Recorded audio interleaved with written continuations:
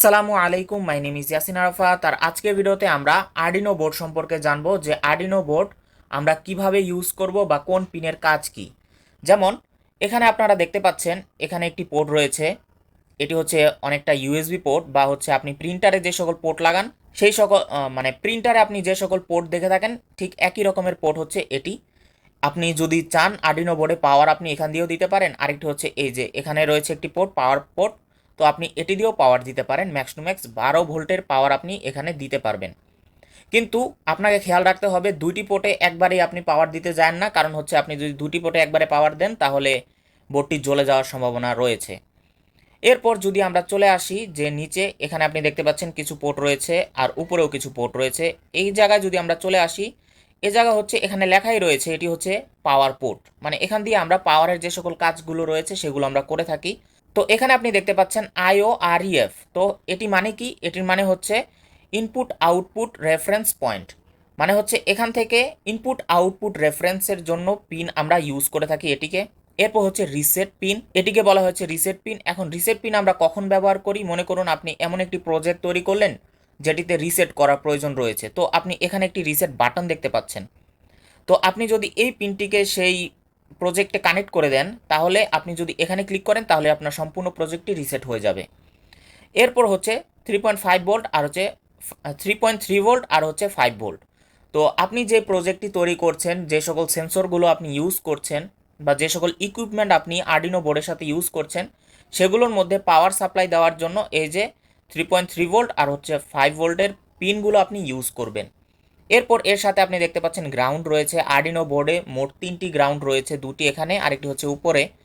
তো আপনি যখন এখানে পিন দিবেন তো এটি হচ্ছে পজিটিভ, আর গ্রাউন্ডে অবশ্যই আপনি নেগেটিভ পিন লাগাবেন। এরপর এখানে দেখতে পাচ্ছেন ভি ইন, মানে হচ্ছে ভোল্টেজ ইন। মনে করুন আপনি এখান দিয়ে পাওয়ার সাপ্লাই দিতে চাচ্ছেন না বা এখান দিয়েও আপনি পাওয়ার সাপ্লাই দিতে চাচ্ছেন না, আপনি পাওয়ার সাপ্লাই দিবেন অন্য কোনো জায়গা দিয়ে। তো আপনি পাওয়ার সাপ্লাই এখান দিয়ে দিতে পারেন। তো এটিও 12 ভোল্ট সাপোর্ট করে। তো আপনি যদি এখান দিয়ে আপনি যদি পাওয়ার দেন তাহলে এখানে আপনার একটি পিন দিবেন, আরেকটি হচ্ছে গ্রাউন্ডে পিন দিয়ে দিবেন। তো এখানে আপনি 3টি পিন দেখতে পাচ্ছেন গ্রাউন্ডের, তো এখানে 2টি আর এখানে একটি। এই 3টি কিন্তু কানেক্টেড, আপনি যে কোনো একটি ব্যবহার করলেই কিন্তু গ্রাউন্ডের ব্যবহার আপনার হয়ে যাবে। তো আশা করছি আপনি পাওয়ার পোর্টগুলো বুঝতে পেরেছেন। এরপর হচ্ছে অ্যানালগ পিন। বেসিক্যালি অ্যানালগ যে সকল সেন্সর বা ইকুইপমেন্টগুলো রয়েছে সেগুলোকে যদি আমরা আর্ডিনো বোর্ডের সাথে কমিউনিকেট করাতে চাই তাহলে আমাদেরকে এই সকল অ্যানালগ পিনগুলো ইউজ করতে হবে। আর এর তেমন কোনো কাজ নেই, শুধু এতটুকুই কাজ যে কমিউনিকেশন করা অ্যানালগ সেন্সরের সাথে। এরপর আমরা যদি ওপরে চলে আসি, ওপরে চলে আসলে দেখব এখানে যতগুলো পিন রয়েছে এগুলো হচ্ছে ডিজিটাল পিন। এখন ডিজিটাল পিন মানে হচ্ছে এগুলো হচ্ছে ডিজিটাল সিগন্যাল প্রেরণ করে আর হচ্ছে গ্রহণ করে। এরপর এখানে আপনি দেখতে পাচ্ছেন AREF, মানে হচ্ছে অ্যানালগ রেফারেন্স পয়েন্ট। এটির কাজ কি? এটির কাজ হচ্ছে বেসিক্যালি মনে করুন এখানে আপনি 3 থেকে 4টি ইকুইপমেন্ট বা সেন্সর আপনি অ্যাড করলেন। তো এখানে আপনার পাওয়ারের কমতি দেখা দিল যে আপনার সেন্সরগুলো সঠিকভাবে পাওয়ার পাচ্ছে না, তখন আপনি এখান দিয়ে এক্সট্রা পাওয়ার ইনপুট দিতে পারেন। তো সেটার জন্য এখানে আবার গ্রাউন্ডও দেওয়া রয়েছে যেন আপনি ইনপুট দিতে পারেন। তাহলে আপনি যখন এখান দিয়ে ইনপুট দিবেন তো এই পোর্টগুলোতে, শুধুমাত্র এই পোর্টগুলোতে পাওয়ারের ব্যালেন্স যেটি রয়েছে সেটি বজায় থাকবে। এরপর আপনি এখানে দেখতে পাচ্ছেন এখানে একটি কার্ভ চিহ্ন রয়েছে কিছু কিছু পয়েন্টে, যেমন হচ্ছে 3, 5, 6, 9, 10, 11। এগুলো হচ্ছে PWM এর জন্য।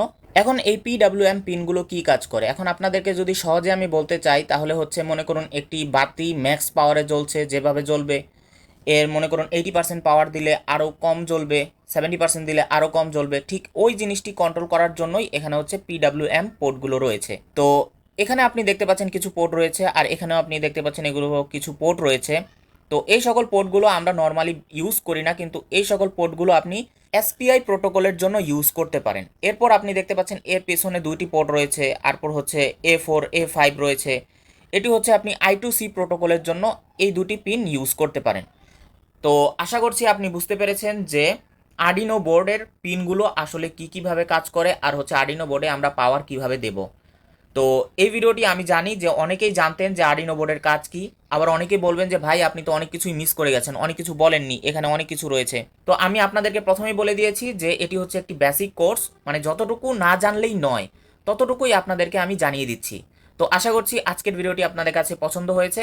তো দেখা হচ্ছে নেক্সট ভিডিওতে। সালামু আলাইকুম।